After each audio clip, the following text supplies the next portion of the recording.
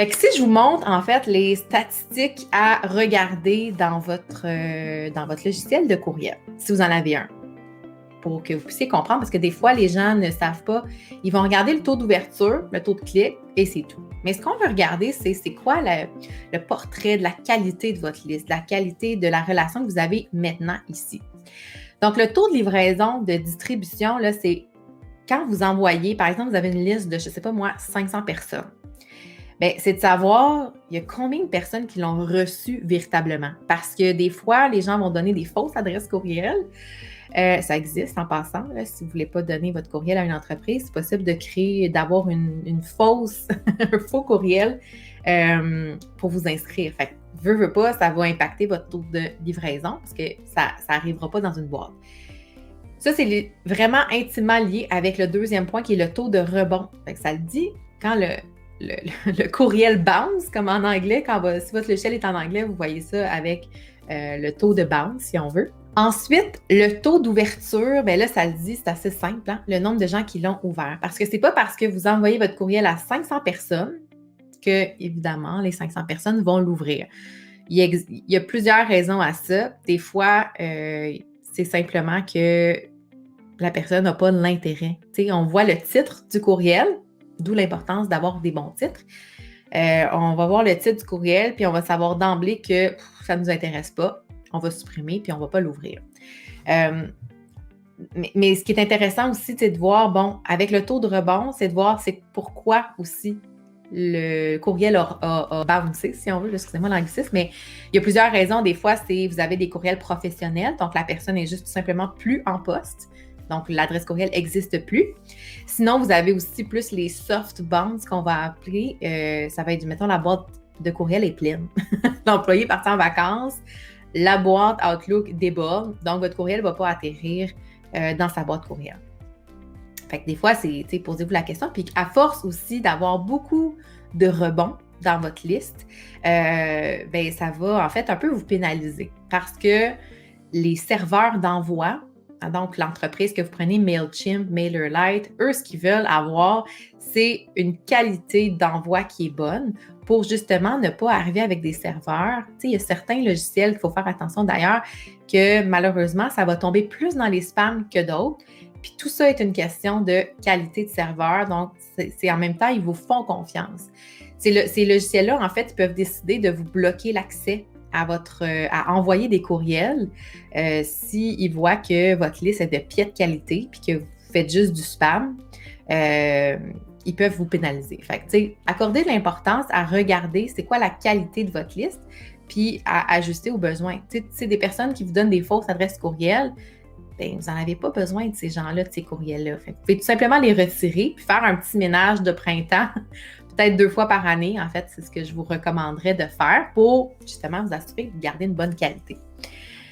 Aussi, le taux de clic, ça, c'est intéressant parce que il faut toujours avoir en tête un objectif aussi derrière l'envoi d'une infolette. Idéalement, vous devriez avoir un ou à 2 appels à l'action.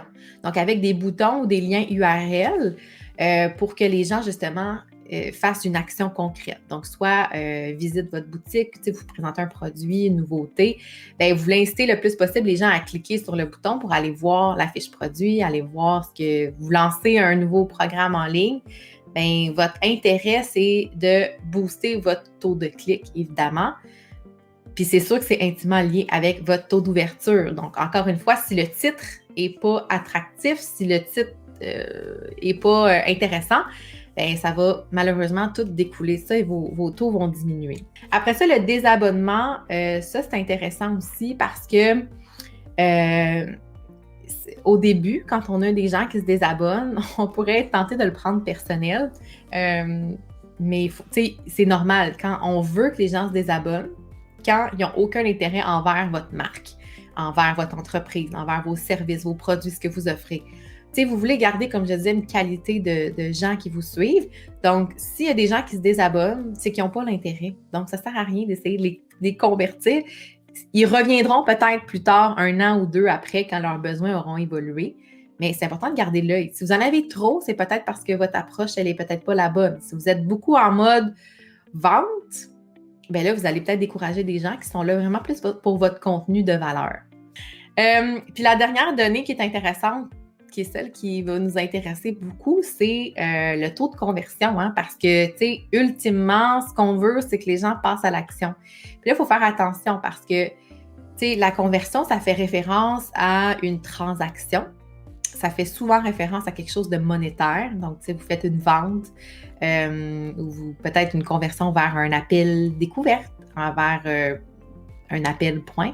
Donc, tu sais, il y a différentes façons de mesurer la conversion. C'est quoi pour vous une conversion? Parce que ça va dépendre de ce que vous faites, de votre entreprise, de votre secteur d'activité.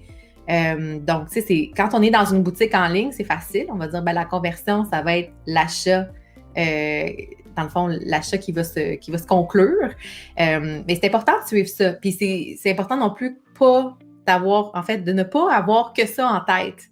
Des fois, il y a trop de gens qui sont obnubilés par le taux de conversion, mais dites-vous que la relation que vous bâtissez, c'est une relation de long terme. Tu sais, ce que je dis souvent, puis j'en ai parlé dans mon épisode de podcast, le marketing de contenu, c'est de bâtir une relation sur le long terme. Ça ne veut pas dire de toujours être en mode vente, c'est de créer la relation, créer le lien qui vous unit. Puis l'infolette, c'est une belle façon justement de le faire. Fait que c'est ça. Fait que ça, c'est vraiment pour les statistiques que vous devez regarder. Puis quand je dis que vous devez regarder, là, c'est pas comme à chaque jour, chaque semaine, puis chaque heure que vous allez regarder ça. C'est une fois de temps en temps, à chaque campagne, faites juste regarder rapidement l'évolution. Attendez une bonne semaine avant de regarder parce que ça change d'heure en heure. Je sais pas pour vous, mais moi, il y a des infolettes que je garde sur le site, comme on se dit, puis que je vais le samedi, le dimanche, quand j'ai plus de temps, je vais y accorder plus d'attention. Donc, même si l'infolette est envoyée le lundi, ça se peut que je l'ouvre le dimanche. Donc, laissez-vous du temps aussi. Laissez-vous une bonne semaine, je dirais. Puis après ça, allez analyser justement la variation que vous avez.